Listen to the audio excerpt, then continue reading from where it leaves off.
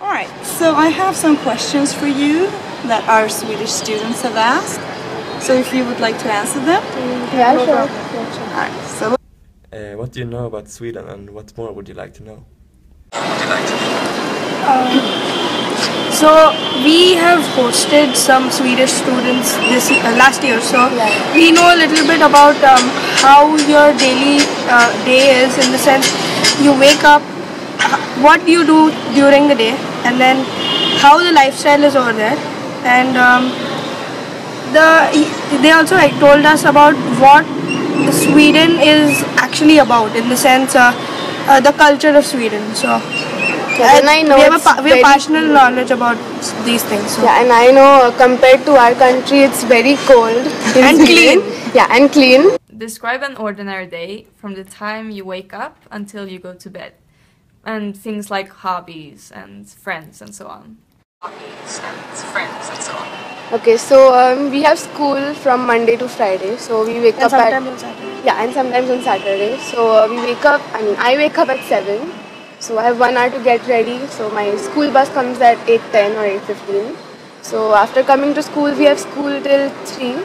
So I reach home at 3:30, and then I do my homework, and then I watch TV for some time, and then sometimes I go down with friends, and in the evening I usually spend time with my family, and then we have dinner together, and I watch TV again for some time, and I sleep. So it goes on. And then during the exam times we study. Yeah, we study instead of playing and watching TV. And then also about the hobbies. Many of us play instruments, so we have classes that we go to, or we also go to tuitions. Yeah, many of us go to tuitions. Like, I don't, but 90% of my class does. and what do you do in your tuitions? So basically, whatever we're learning in school, if we have any doubts, because sometimes it's hard for the teacher to clear all the students' doubts, and sometimes you have doubts left at the end of the class. It's just like revision of what we do in school. In your view, what is a good teacher? What qualification must he or she have? Your view, what is a good teacher? What qualification must he or she have?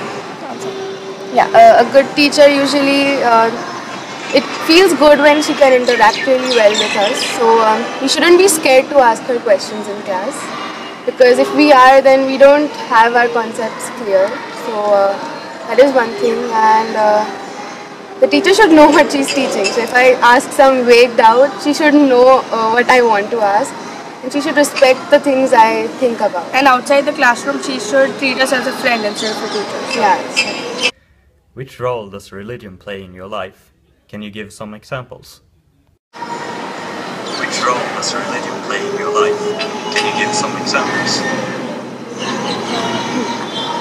If you see, you came in our assembly yesterday, right? Yes. So we said a prayer, right? So every assembly we say that prayer. We say 3 prayers. So yeah. Then, Yesterday we said 1, but there are 2 more. There are 2 more.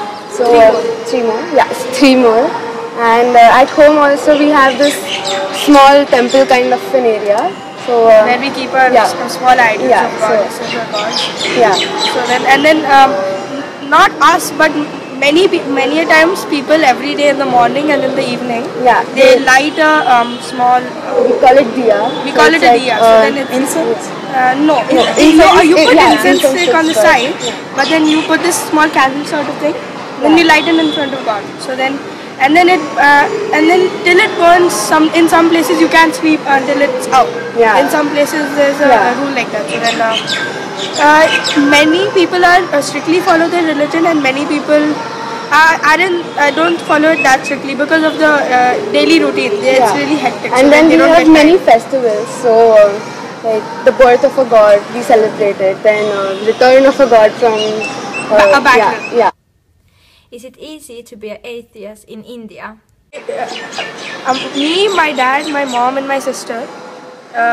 My mom and my sister follow religion strictly, but then me and my dad, we don't pay attention to all that. So then me and my dad are basically atheists, and as such, there's no societal pressure that we have on us.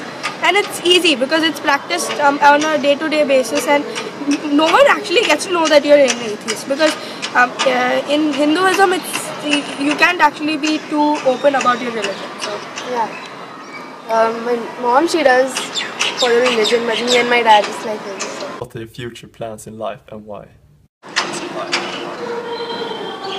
So in our school we have very varied plans. Depending upon the person's skill, they choose a plan. But earlier it used to be like that a certain field is considered to be higher than the others. For example, being a doctor or an engineer will be more will have a more you'll be held higher in society if you are one of them. But then, and also the doctors and the engineers get paid a lot more than the other fields of occupation. But then, and personally, I'd like to become a doctor because I'm interested in bio. So yeah, I would like to do architecture because I don't really like doctor. I mean, science as a field because it's pretty complicated for what I like. So yeah, but people usually prefer going for engineering or medical, but I don't really show much interest in it. What kind of media are you exposed to? Movies, newspaper? Are they mostly Indian or are they also international?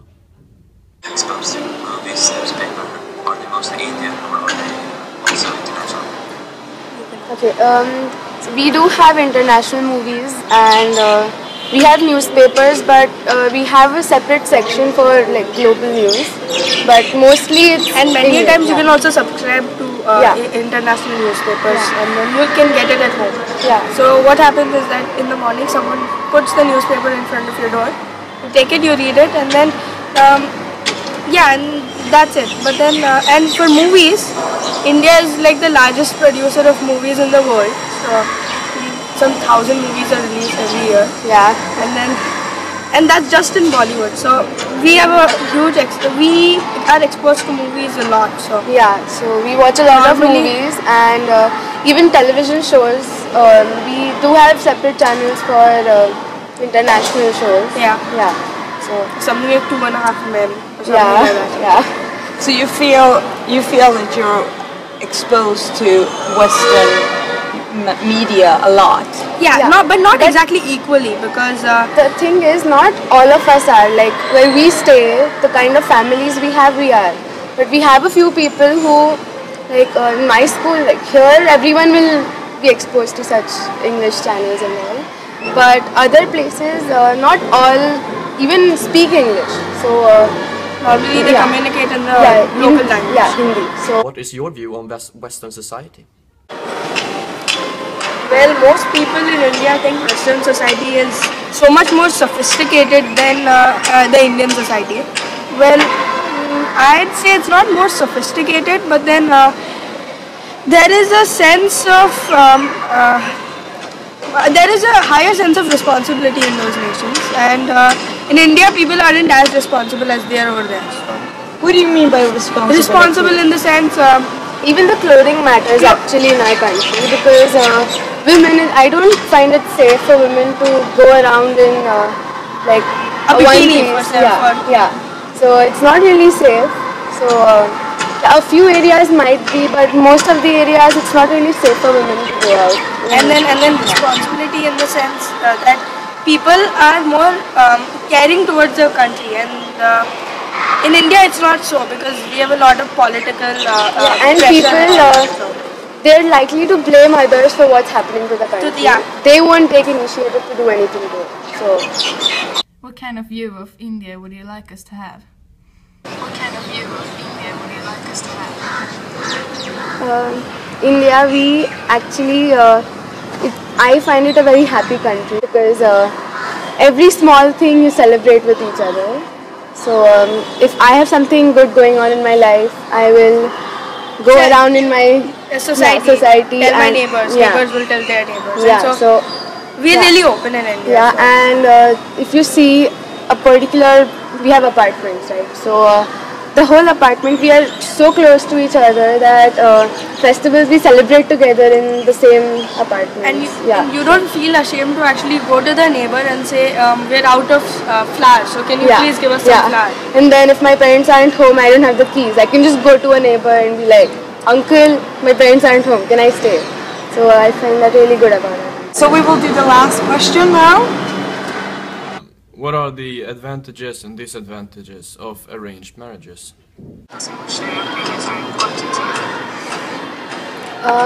In India, see, in other countries, people have a love marriage. In India, it's not so common. So usually the parents find a life partner for you. So then they go around looking. Yeah.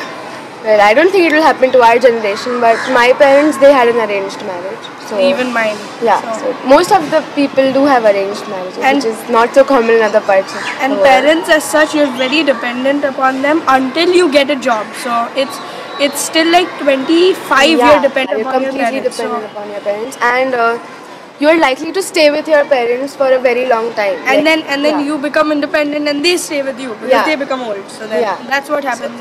So we have many joint families. So the parents, their kids, and their kids, they all stay together. So so parents are like in your life the whole time.